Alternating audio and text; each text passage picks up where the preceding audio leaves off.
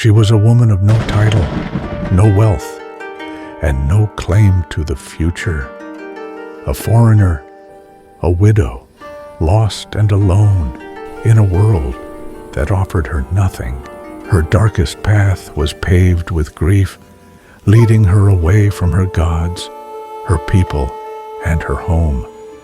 Yet, in that emptiness, she chose loyalty, a fierce covenant loyalty that bound her not to a person, but to a purpose.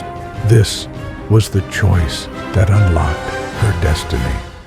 For through her courageous surrender, she would not only find love and redemption, she would be woven directly into the lineage of Israel's greatest king and the bloodline of the Messiah himself. This is the story of Ruth and Boaz. In the days when judges ruled Israel, famine struck the land. Naomi, her husband Elimelech, and their 2 sons left Bethlehem, searching for survival in Moab. But in Moab, sorrow fell upon them. Naomi lost her husband, then both her sons. Only Ruth and Orpah remained beside her. When Naomi heard that the Lord had blessed Bethlehem again with food, she rose to return home. On the road, she told her daughters-in-law to stay in Moab. Ruth said, "Do not urge me to leave you. Where you go, I will go. Your people shall be my people, and your God, my God." When they arrived in Bethlehem, the city murmured. "Is this Naomi?" they whispered. But Naomi said, "Call me Mara, for the Almighty has dealt bitterly with me." To provide for them, Ruth went out to glean among the harvesters. And it so happened she came to the field of Boaz. Boaz said to Ruth, "Stay in my field. I have told the men not to harm you. When you are thirsty, drink from my jars." And Ruth bowed low before him. That night, Naomi told Ruth, "Boaz is our kinsman redeemer.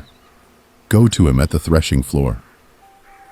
At midnight, Ruth lay at Boaz's feet and said, "Spread your cloak over me, for you are my redeemer."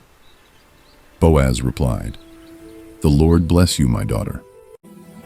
Boaz redeemed Ruth and took her as his wife.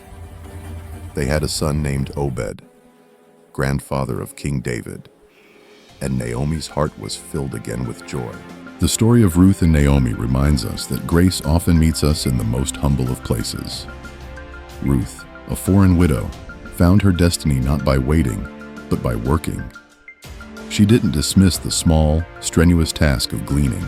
In our lives, we must find the dignity in our gleaning.